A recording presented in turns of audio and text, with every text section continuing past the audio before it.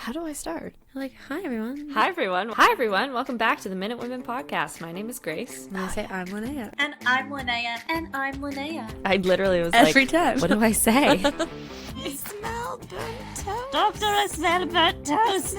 I dragged my ass out of bed for this picture. On Mondays, it's gonna be Margarita Mondays. Nationwide. And feel that reciprocated enjoyment. Oh my god! It's like we're friends or something.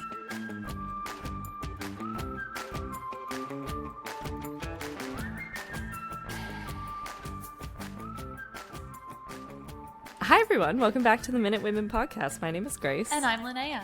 And we have a live show. By the time this episode is released, our live show will be tomorrow. Yesterday. Our live show will have been yesterday. Yes, that is correct. Don't you remember? Yeah. It's like, I love the idea that you missed it. And you're like, oh shit, I thought it was tomorrow. And I was like, it's okay. I'm so sorry. How did it go? How did it go?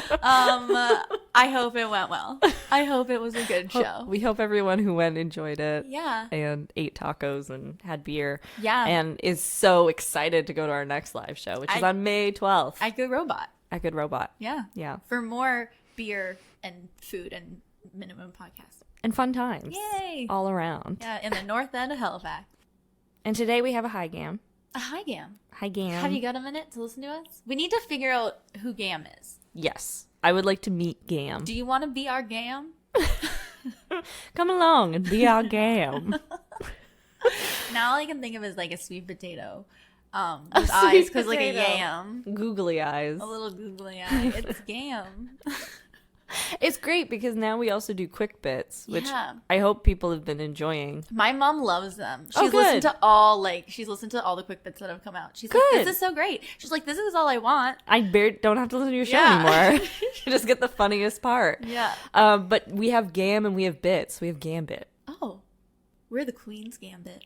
The Queen's Gambit. The show I still haven't watched. It's so good. I know. People have told me to watch it. Yeah. You guys you have a very similar hair moment. Yeah, Like, she goes full bob. She does in the but early episodes. it grows, and then Okay. it's very much like there's a couple times where I'm like, oh, that's like Grace's haircut. Like when she gets rid of the like short bangs and like has it, I'm like, oh, I wanted red hair so badly It's as a child really- too. I wanted freckles. I didn't want the whole I would have taken the red hair for the freckles. It It would have been a trade-off, though. Yeah, and now people get freckles tattooed. I know. What? I just like People also get fake dimples. people who What get is their that? Oh yeah, they get them Yeah. surgically like Yeah. laced. I guess I don't What know. the hell? I'm like always worried when people get like their eyebrows tattooed Yeah. with the microblading because I'm like, what if it doesn't age well? Yeah. We don't know. You don't want to be on the front lines of that. No. We could be 10 years out from just hordes of women with tattooed eyebrows again because you lose hair as you get older, Yeah. and then you would just have like tattoos left behind. I know that they say, because I have a friend who's done it, and I know that they say it's like you have to go back like every 3 months, but I'm like, I don't want to get my face tattooed every 3 months. At that point, it's not worth it to me. No, like someone literally making little cuts into my forehead. Like, no, thank you. Yeah, because it's like, it's not even, is it a needle or is it genuinely a blade? It's like a little blade. Ugh. Yeah. I'm okay. Yeah, it's like a little like blade that's kind of like it's the mark. I would get the Harry Potter star. Oh my god. Just like, just add that. Just please. The boy who lived. Oh, I just saw Dumbledore, the Oh, the movie. yes, what is it called? Fantastic Beasts and the Legend of, or the Journey of Dumbledore, something. The Secrets of Secrets. the Chamber. No, Oh. Secrets of Dumbledore, maybe, who knows? It was good. The new Grindelwald is dreadful. Like, he's terrible. Did they have to recast? Yeah, because Johnny Depp's in his like court case right now with Amber Heard. Oh. Yeah.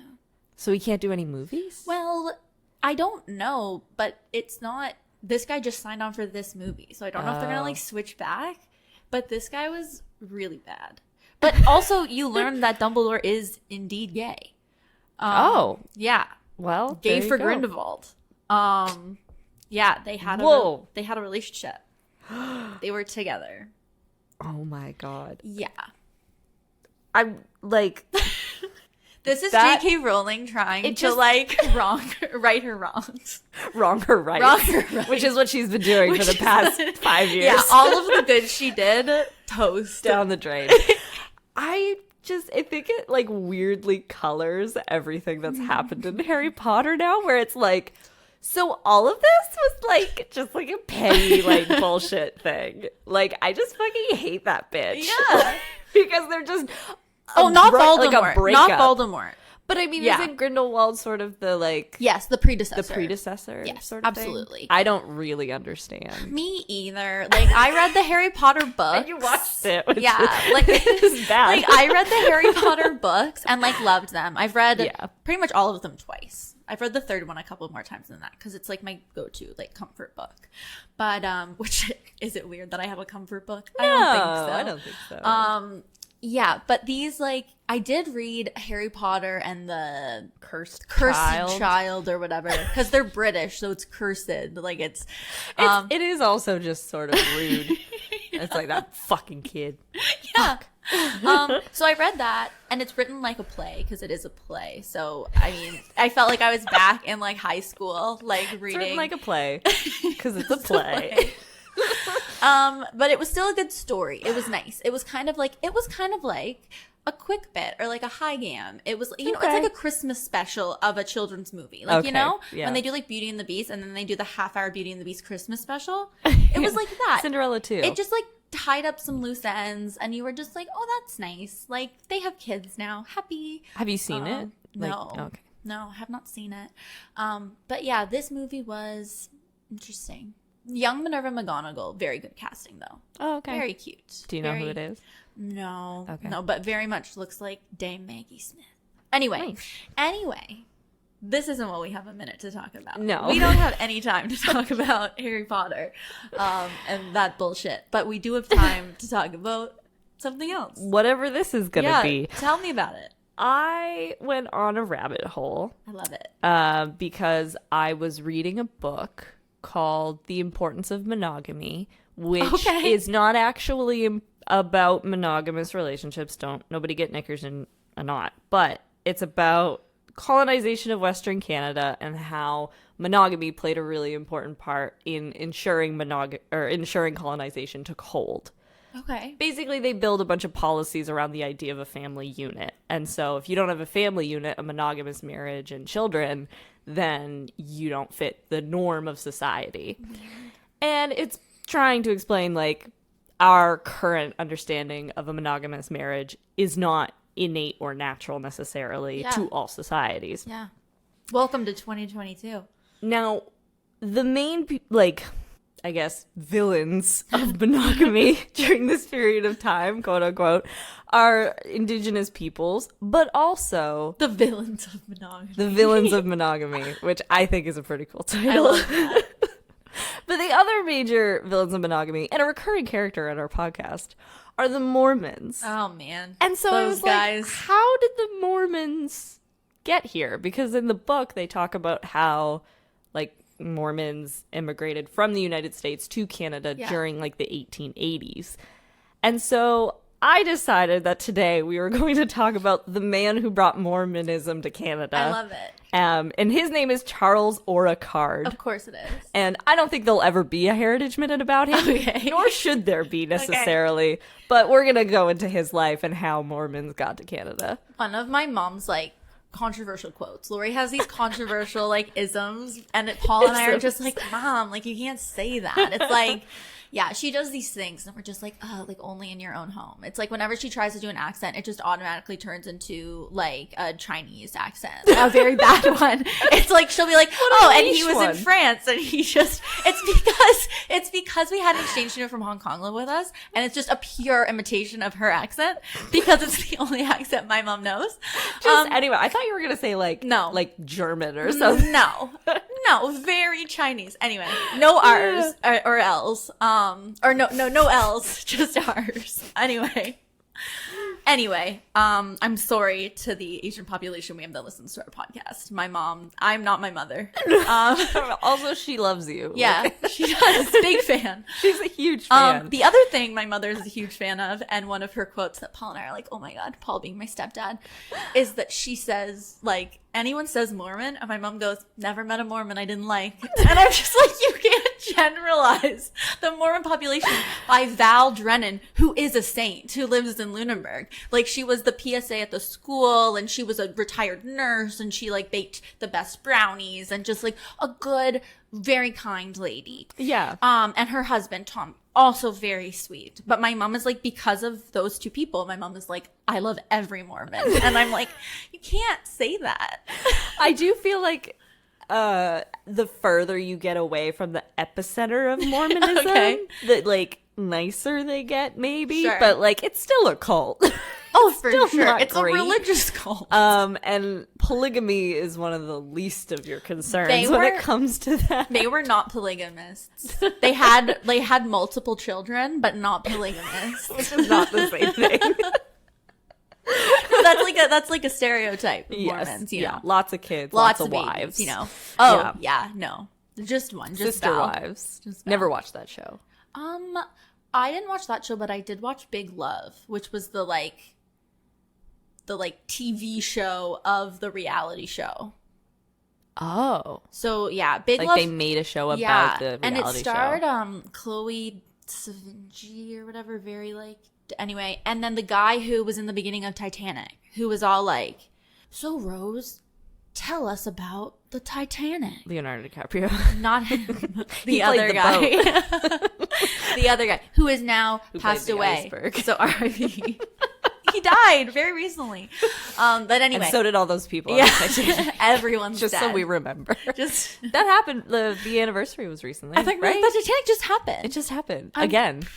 April, yeah, Yeah, April 12th. I want to say something like that. R.I.P. R.I.P. Yeah. Anyways, let's talk about these polygamists. Anyways, okay. So, born in upstate New York, Charles Ora Card. With Ora, that's his middle name. Did we talk about Harry Potter on here or just between us? On here. Okay, just because they go on the Titanic in the new Harry Potter. What? I know. And they didn't save all those people? No, Are they they claiming that Grindelwald sunk the Titanic? Like, I don't really, it was hard to follow. Were you high when you watched this movie? Out of curiosity. I was Okay. with my mother. Oh, okay. And her friend, and then 3 children. It might have been more enjoyable if I had been under an influence. But, I do love every plot point. It's like, it's really hard to follow. It is. Oh, it God. was really hard to follow. Also because my mom's friend who was there hadn't like watched the previous movies. So then my mom's trying to be helpful and like, because we had just watched them to prep, because this is my mother. She finds out we're going to see a movie. She's like, we must watch all information that Yep. we can watch beforehand. It's like when my stepdad Paul goes to a board game night to play Risk, he spent literally 24 hours researching strategies on Risk because he'd never played before. He went on to win the game. So to be successful, you do the work. Prep. But yeah, that movie was, that's a whole other podcast. Anyway, let's talk about the Mormons. Okay. Yeah, so Charles Ora Card, born in upstate New York, and he moved with his parents to Michigan and then back to New York. Nice. Okay. So we're all over the place. In 1856... Not Utah. Interesting. No, but in 1856, they did join the Mormon Church. And apparently, like, the Mormon Church was, like, ratified in New York, I guess. I guess New York was a big place for it. Okay. I'm not crazy familiar with the Mormons. All I've watched is that documentary on Netflix where the Mormon bomb something, and then there's a bunch of forgeries. Yeah. No, Good. I didn't watch that. Murder Among the Mormons. A lot of M's. What a name. In 1856, they joined the Mormon Church, and then, like you do, crossed the plains by wagon to get to Salt Lake City in Utah, Of course they did. where they arrived in September. By wagons. Card moved to Logan, which I also believe is in Utah, in 1860. And then he and his father, they farmed and ran a small sawmill, but he also became skilled in road and canal building as a hobby, I guess. Weird. How do you form that as a hobby?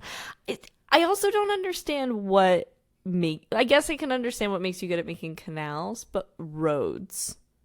Like, what specifically during this period of time makes you good at making roads? I bet he was 6'2", making him the exact length of a passing line tick. He just would lay down. He would like cover his body in paint and just like lay down. And they were like, "You're perfect. Cars can now pass, buggies can now pass other buggies." Chicken or the egg, though, was he the reason that there's 6 foot maybe. 2 inches, or is it because like I never thought about it like that. Crazy. So he's building roads, he's building canals. From 1864 to 1866, he attended business school in Ogden. Who's to say? And he subsequently taught school in Logan, so he's now a school teacher. Active in church work and community affairs, Card superintended the building of 2 important structures, the Logan Tabernacle and the Logan Temple. From 1884 to 1890, he served as president of the Cache Valley Stake. Okay, people like this guy. Oh, yeah. He he's must very be charming influential. as hell. Yeah. I bet he's good looking. Yeah. And I didn't realize what stakes were, which were, I guess, are their version of like a diocese in the Mormon church. You have stakes. Okay. Which also makes it weirdly about like property. Yeah. And like, what is yours? I'm not going to pretend to understand Mormonism or Mormons and what they do. During the 1880s, the American government started passing harsh laws against polygamy, which had been introduced by the Mormons in 1852, along with a number of other theological and social innovations. Wow, swinging parties. It's a social innovation. We're just, really edgy and want multiple wives. It's like not everybody put your like keys in the bowl. It's like grab a horseshoe, toss it in the bowl. And from my understanding, polygamy is justified within the Mormon church as it's a way to take care of women. Like, you don't want single women or widowers or just like women who otherwise would not have been able to take care of themselves. So you suggest polygamy, which is such a roundabout solution to getting to supporting women. Yeah. It's like, why not just give them rights? Yeah. Why not a husband? Why not just support them instead of just having sex with lots of them? Yeah, because the other thing is like, it's inevitable that I will have sex with another woman, so you might as well just let me marry her. Yeah. Which sounds like the real reason. Yeah, I hate that. That's gross. The new laws imposed heavy fines on polygamists, declared the children of such unions illegitimate. So see, that's sad. That's not fair. It's not their fault. Not their fault. And it sent 1,300 Mormons to jail and then dissolved the church as a corporate entity. So now it's not a business. Okay. You're not a corporate entity. You're just a cult. Yeah. You're just not legitimate anymore. Yeah. So Card is arrested in 1886, I believe, for the polygamy laws. It doesn't say why, but I would have to imagine that is why. Why else? Yes. Yeah. He escaped custody and went to see church president John Taylor, who'd been born in Britain and then lived in Ontario until his conversion to Mormonism. He escaped custody and then just like went off to see somebody? He's on the lam. Okay. He's running away. Okay. And Taylor, so at this point, Card is like, on the lam, I've got to flee to Mexico. I've got to get out of here. Okay. And Taylor's like, no, go to Canada and you will find, quote, British justice. Wow. So in the fall, Card and 2 companions scouted British Columbia and the southern part of Alberta, eventually choosing southern Alberta as their new home. Of course. Closest to the States as you can be. Because at this point he has 3 wives. So he was married to Sarah Jane Burdon. So that was his first wife. They married in Utah in 1867. They did divorce, however. So she testified against Card on charges of unlawful cohabitation. Okay. So what does that mean? I would assume polygamy, but I guess so she's not Mormon, I guess. But you can't marry another Mormon.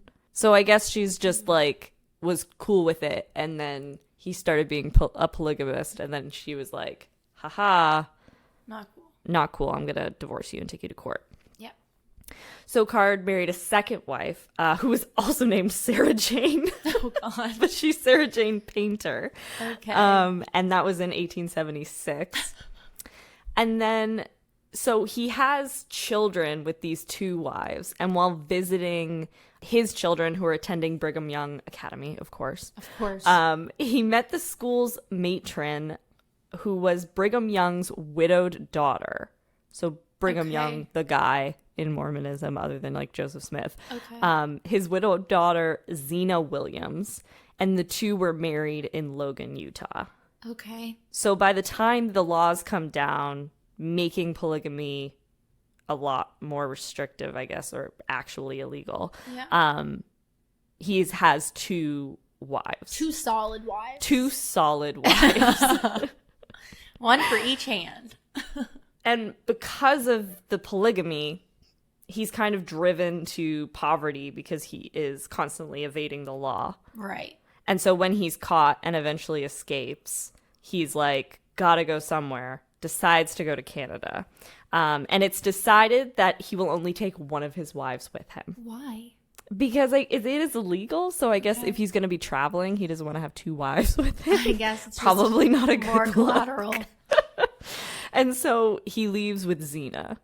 Okay, new wife. New wife. Wife number 3 is the one that's going to go with him. Okay. His other wife settles in Idaho. Just alone. Yeah. Okay. And then it also... She's like Idaho. But like simultaneously, he's dividing his time with that third family who he's divorced from. So like, he's got like a lot of people out there that he is... Supporting? I don't know what I wouldn't describe this as supporting. He has love for them. He has 3 families that he's complicating the lives of, for sure. Yeah. So he chooses Alberta with his buddy. Okay. We're going to Alberta. And he chooses it because the region had good land, it had water for irrigation, and had accessible timber and coal. It was near the Blood Indian Reserve, which I would doubt that's what it's called today. Yep. Where they hoped to do missionary work among the indigenous peoples. Because that always goes so well. Yes, of course. In this period of time. And I'm sure they're just like, oh, another one. How's this one going to be different? Yeah. So he returns to Utah, barely escaping arrest again, to report back that he's like found this amazing place where the Mormons can go. Okay. At first, Canada was viewed by the Mormons as a temporary refuge from persecution. So they're like, hey, you know, if the government wants you, go to Alberta. Right. It'll be fine. It's the Wild West. Yeah. When Card considered the impending move, he was struck by its irony.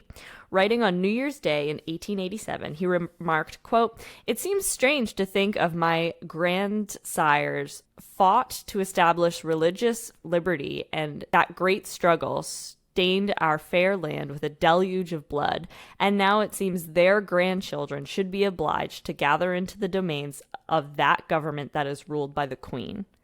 So he's essentially saying the American Revolution was for nothing because now I don't have religious freedom. Yeah. Which isn't exactly what they're persecuting. That's not true. This guy. It's like, you can be a Mormon. You just can't marry multiple women, please. His confidence, though, in his correctness. Yeah. In the spring, he left with a small group for Canada, and on the 26th of April, which was yesterday, the day of our live show. Whoa. Everything's coming together. Chose the present site of Cardston for their settlement. He organized the Cardston Ward and the Cache Valley Stake in 1888. By 1891, with new arrivals from Utah, there were 359 Mormons in Cardston and the surrounding area. As much as possible, the traditional Mormon pattern of settlement in villages and working the surrounding fields was maintained, although Canadian land regulations were inimical to such arrangements and caused some families to establish themselves on remote homesteads. Okay. Because as we previously discussed, that's what the Canadian government wants, is they want like family homesteads. Right. And it's all about this unit that then tills the land around it, not these like little clusters and villages. Right, okay. We need more output. Yeah. It's about the grain. It's about the grain. Get that bread. Literally.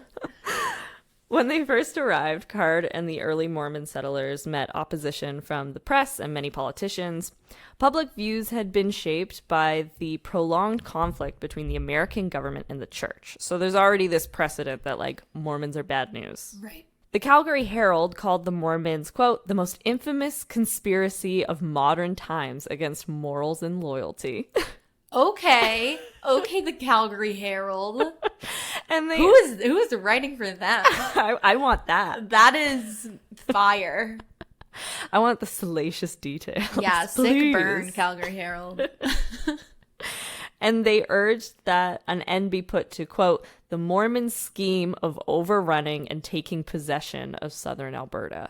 Okay, fair enough. And I mean, Confederation is only 20 years old, and they're still trying to prevent, I think, American influx into the country. Like, they don't want the border to be questioned. So if you're especially settling right along the southern border, right, in the newest provinces, they're probably a little worried. Yeah, they're like, this is not America. Yeah. The opposite of that Childish Gambino song. Yeah. But Canadian government officials and local boosters were glad to have farmers who were skilled in irrigation techniques take up land in an area known for its dryness, which is the opposite of what Card said it was. He was like, there's great water for irrigation. Yeah, but there's not. Evidently not. He's stupid. This guy. It's like, I don't know why they're settling there, but that's great, to be honest. The inspector of surveys for the Department of the Interior wrote in spring of 1888, quote, I have never seen any new settlement where so much has been accomplished in the same length of time. So Cardston's like, it's bumping. It's bumping. People are really impressed. We're doing things. Yeah. We're living it. The government did oppose polygamy, however, and that was made clear to them. Polygamy. Oh, I thought you said polygamy. I was like, oh no, what's polygamy? Polygamy. Okay. Polygamy sounds like a strange disease of it does. Of the throat, maybe. Yeah. Polygamy. Yeah. Or like extremities, maybe. Yeah. I was thinking more like ENT, like throat, nose. All of it. Yeah. It's like, I've come down with the worst case of polygamy. Yeah. You have no idea. You have no idea. When Card and other Mormon leaders traveled to Ottawa in 1888 to seek help for settlers and ask permission to bring their existing plural families to Canada. Plural families. What a way to... It quickly moved to outlaw polygamy. Yeah. They were like, no. Yeah, no. Please don't. We're not going to be that place. The Mormons were welcome, but plural wives could not be tolerated. Okay. And the issue was largely died down after 1890 when the church officially abandoned polygamy. Okay. So Mormonism was like, okay, fine. Okay. But then a lot of them keep doing it. Right. Yeah. Because even now, like, and maybe I'll say this, but like polygamy isn't illegal. Or is it just like decriminalized? You can't be legally married to multiple people. If you want to be like in a relationship with multiple people, I don't think that there's anything that can be done. Maybe in some whack states in the US. Sure. But that's probably where they're cool with that. Yeah. Like, I just don't think you can legally be wed to multiple people. Sure. Makes sense. Yeah. At the same time. Yeah. Yes. Yeah. Yeah. Card continually reassured skeptical police and other officials that the Mormons were not practicing polygamy in Canada. Okay. He's like, I swear, don't look, but I promise. But I promise. Don't come visit for dinner. No. We're out of food. We have again. No food. You can't not bring because food. I'm feeding multiple wives, but we're just out of food we again. We have no food. Poor guy. His personal contacts with prominent civil servants, businessmen, and politicians who wanted to encourage settlement in Western Canada helped to ease acceptance to the newcomers. William Pierce, the senior officer of the Department of the Interior in the West, saw irrigation as essential to the opening of the semi-arid region and defended the Mormons as ideal immigrants because of their experience. Okay. So this dude is just obsessed with irrigation. Yeah. He's like, I will turn a blind eye to literally everything else as long as you continue to irrigate. Yeah, you're going to irrigate the land. You rock. Listen, when you're looking for irrigation, you're going to ruffle some feathers. But I am willing to put that down. I am Yeah. willing to lay everything on the line For some good irrigated soil. for that irrigation, that sweet, sweet irrigation. In August of 1890, church leaders asked Card to remain indefinitely in Canada as head of what they called the Canadian Mission. Okay. So now he's staying. The settlements were now looked on by the Mormons as permanent communities rather than temporary havens. Card was released from his religious duties in the Cache Valley to take over responsibility of southern Alberta. And now this creates the Alberta stake, and he was made president of it in 1895. Okay, and is he being paid? He must be. Yeah, I would assume. I would assume that you get some money for being president of the state. Right? But I Just don't a know where little. the money's coming from. I don't know if it's like a tax of the locals or if it's like the Mormon Yeah. church sends you some cash every month. Yeah. Card's role in the settlement was partially that of a spiritual advisor, but he was also the head of colonizing ventures concerned with financial, commercial, and agricultural matters. So, Right. They're not a corporate entity, but, they're still a business. Yeah. His Sunday sermons gave advice in all of these areas. Beginning in 1891, the Cardston Company Limited, a joint stock enterprise organized by Card and some close associates, mobilized capital for community projects including a flour mill, cheese factory, steam threshing outfit, and a sawmill. Wow. He's busy. He's a busy lad. All the fun. Yeah. It's just Catan. It is. They've got this little hexagonal stake. He's living Catan. Yeah, he lives in one of the wheat ones. Yeah. For sure. Sure. Some of the capital came from Card's wife, Zena, Okay. a former college teacher and an advocate of women's suffrage. She was the wife that had come with him to An Canada. advocate of women's suffrage, eh? Oh, yeah. Wow. Women got a vote, but also But- just like be chill with other women marrying Yeah. their husband. That's the thing. That's my problem with polygamy. Yeah. It's like, okay, whatever. I get polyamory if you want to be woke about polygamy, but they always go one way. Yeah. Women can't marry multiple men. No. It's just one man and many wives. Yeah. It's a harem. It's a harem. Yeah.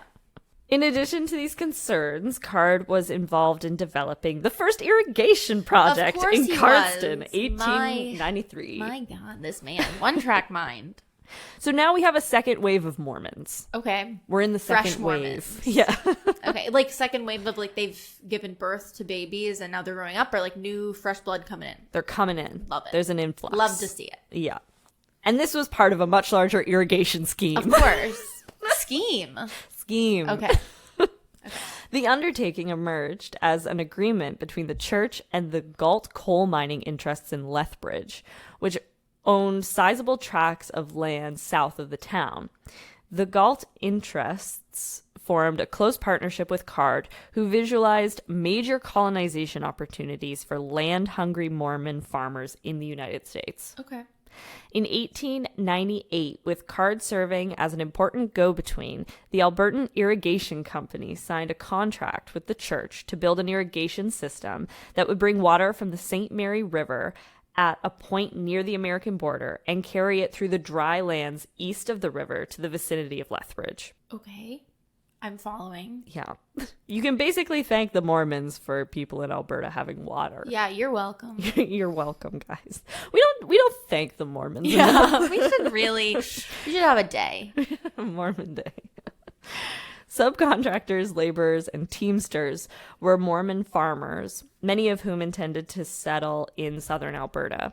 Consequently, many took part of their payment in land. So it's like, you come, you work on the project, you get a plot of land. Okay.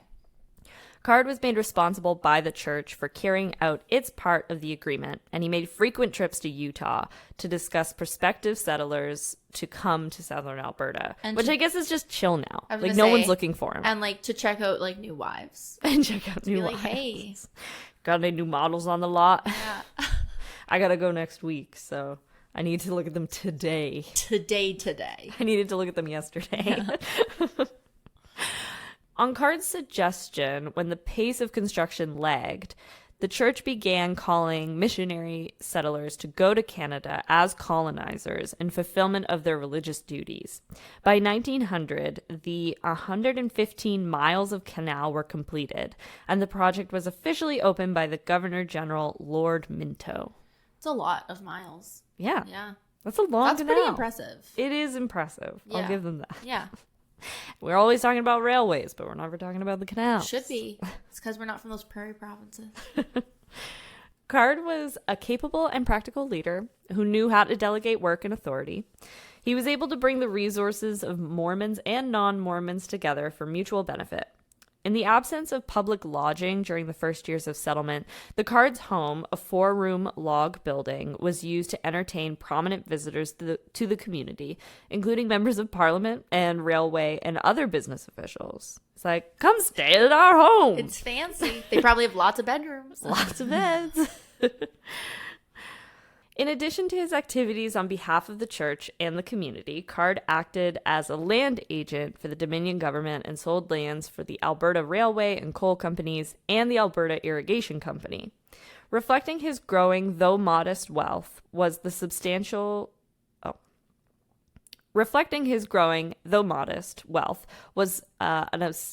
2-story brick home in Cardston that he and Zena built in 1900.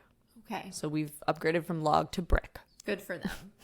A new hexagon tile on the Catan board. Yeah, they now have brick. During the late 1890s and the early 1900s, the continuing influx from the United States and the natural increase of the population prompted Mormons, under the religious and economic leadership of Card, to move outward from Cardston. So now they're not just in Cardston. They're going to other places in Alberta, radiating outward. Radiating outwards. Several new towns were founded, including McGrath, Sterling, and Raymond. Mormon settlements were still flooding in when in 1902 Card, because of poor health, was released by the church from his administrative duties. He returned to Logan, Utah, where he died in 1906, which seems like a weird move. Yeah. I guess life there is probably a little easier. Maybe. It's warm anyways. But like, you've just built a whole town and you've named it after yourself and you've been living there for like 30 years. And you're like, okay, I'm going to go bye. Go not even back to Utah. Like, what do you have in Utah now? I don't know, because his other wife is in Idaho. Yeah. By 1911, Mormons in southern Alberta had established 18 communities. 10,000 members of the church, mostly farmers and their families, lived in the region. Mind you, we started with 359. That was the first wave. Within 30 years, we have 10,000. Yeah, that's a lot. That's insane. Yeah. Under the guidance of Card, irrigation, a village settlement pattern, cooperative economic enterprise, and a web of cultural and social and religious activities, all elements of a unique way of life, were transferred and adapted from the American Great Basin. A distinctive Mormon community in southern Alberta is the legacy of Charles Ora Card and the early immigrants. Wow. And that's how the Mormons came to Canada. And that's how they came, and there's some still here. There's some still here. All of whom my mother likes. She's never met a Mormon she didn't like. Apparently, he is the great-grandfather of author Orson Scott Card, who is the author of Ender's Game. Okay. Which I've heard of that book. I've heard of that book. Have not read it. The LDS Church website today says that there are 82,000 members of the church living in Alberta. That's pretty substantial. That's a lot. I think of Mormons as being a pretty big, like, religious minority out here, but I guess it's not quite so much. Yeah. And I think that most Mormons here anyways, like, come from out west. That's my understanding of it anyways. Yeah.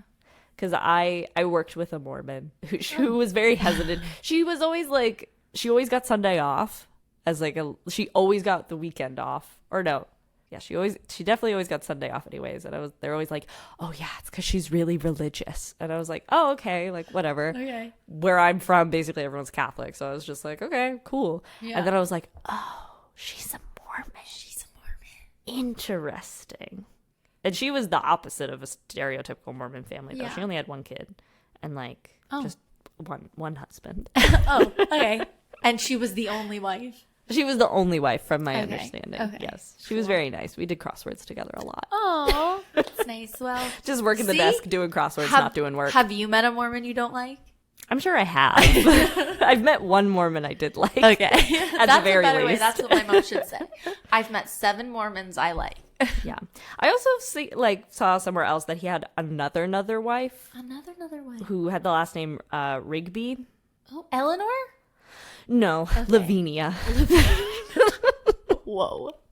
She was a Scandinavian country. Lavinia. A Slavic country. Lavinia. Wow. And like she was with him in the end. I don't know if Xena was with him. That's why he went to Utah. I guess so. Yeah. Like the wives, they come and they go, and they're hard to keep track of. Yeah. And they all got wild names. Well, it's interesting that, like, because when I think of polygamist situation, I think of them all like living together, but he never really lived with like multiple wives. It doesn't seem like It doesn't that. sound like it. Because he's always, especially when he's like traveling back and forth between Alberta and Utah, like it's outlawed in both places. Right. So he's got to be covert. He's either going by himself or just taking one, as to not like Yeah. alarm anyone. Yeah. Definitely picking favorites. Yeah, for sure. Like Xena is She's the coolest one. Yeah. It's like a direct relation to Brigham Young. Absolutely. That's the one I'm taking with me. That's my girl. I think that it's John A. MacDonald who is like absolutely no polygamy. So that, like, from what I know about John A., I feel like that sounds pretty accurate. He'd be like drinking scotch and he'd be like, yeah, like, this is okay. Polygamy? Absolutely not. No. Well, because that point he's doing the railway thing. Yeah. And when they have the whole westward focus, there is this huge crackdown on polygamy. Yeah. Because they're like, Yeah. for Western civilization to take root, you need to have this nuclear family that has to be the center of all laws, of all like moral compasses. Everything you do for the family. And that's a big way that they infuse state values into your everyday life, because you're going to care about your wife and your kids. You don't really care about the government. No. But we're gonna define the box in which you get to care about your family. And so it's a very incognito way of, and now it is one of those things that's like so just accepted as like innate and normal, and it's always been like that. But it really hasn't. Like the way that we define marriage is probably really set in stone and like solidified in like the late 1800s. Yeah. Before that, marriage is very different, and not necessarily polygamist, but like even in Christian, relationships, it would be a very different like division of work, and what a marriage means would be very different. And it still exists today, and it's making everyone depressed all the time. Sad. But it is one of those things of like, for women especially, it's really it would be similar previous to this, but it's almost like institutionalized during this period of time that if you don't have a husband, you're screwed. Yeah. And like, you're not worth anything. Yeah. And so if you're not married and popping out babies, you are useless to society. Yeah. And so we don't like institutionalize that necessarily anymore, but it's still very prominent in like social conduct and expectations. Being a single 27-year-old, you'd be a total spinster. I am. No, I'm not. And it's also interesting, the connection between spinster, like the word spinster, because it's about women's work, like women who are spinning yarn. Oh, like you're not having babies, you're out there spinning yarn. Just so busy spinning my yarn. Yeah. It's wild. Crazy. History's crazy, man. You know what else is wild? What? That we have another live show on We May sure 12th. do. A good robot. I'm so excited. In the I always forget what it's called. The squirrel's nest? I think it's the mousetrap. The mousetrap. That is right. Because we did call it the rat's nest. I don't It's think not on that. the podcast, It's but we not were that. like, the rat's nest, of course. They're like, oh. Yeah, Yeah. The Mousetrap. It's the Mousetrap, and that's where we'll be performing on Tuesday, May 12th at 7 p.m. And we are so excited and hope to see you there. They have great beer. Such good beer. Great seltzers. Yeah. Also non-alcoholic beverages for Lots those of- people Yeah. who are interested. They actually make their own, like, sparkling water now, basically. Oh, that's right. Which is yeah, very yeah. cool. Yeah, it's really Yeah. good, too. Yeah, I It's haven't really had it tasty. yet, but it looks pretty cool. You don't need a soda Yeah. stream anymore. Not with Good Robot. Yeah, don't bring your soda stream. Just come over to Good Robot. When the AI inevitably take over, Yeah. I know where I'm going. Yeah, Good Robot. absolutely. Because they're good robots. Oh, They won't kill us. smart. So clever. It's not. Not if we have a successful live show there. So come out, support us. So that will be all good in the future. And again, big thank you to all of you who came out to our show at Hofyard. Yeah. Yeah. But even if you can't make it to our live shows, make sure you subscribe to the podcast, rate and review it, because we're here every Wednesday providing you with free, hopefully enjoyable and funny content. Definitely enjoyable and funny content. And just a reminder, if you want to follow along with the Minute Women, you can check out our website, www.minutewomenpodcast.ca. That has links to all of our episodes, all of the sources Grace uses for each episode, information about us, a link to our merch store, and some really cool artwork that we had done earlier this year. Yeah, and you can, tell your local purveyor of beverages that you want a live show at your bar. Yeah. And maybe we'll be there. Yeah. If it's convenient for us. Absolutely. We're not dying to be asked. We'll expand the minute tour to other locations. It's a rolling date thing. Yeah. It never ends. It's like what is it? Like in Vegas when you have what's it called? When you perform in Vegas for a while. What is it called? Oh, there's a word. I know what you mean. We have that in Halifax. Anywhere. I want to say internship, but it's not an internship. Residency? Gaga Residency. maybe? Yeah, they put up residency. Okay. Lady Gaga has an internship in Vegas right now. They're not paying her. No. She's a temp. She gets coffee. That's all she does. And then she sometimes gets to go up and perform. Sometimes she sings. Yeah. So we hope to see you at our live shows. Yeah. Okay. Bye. Bye.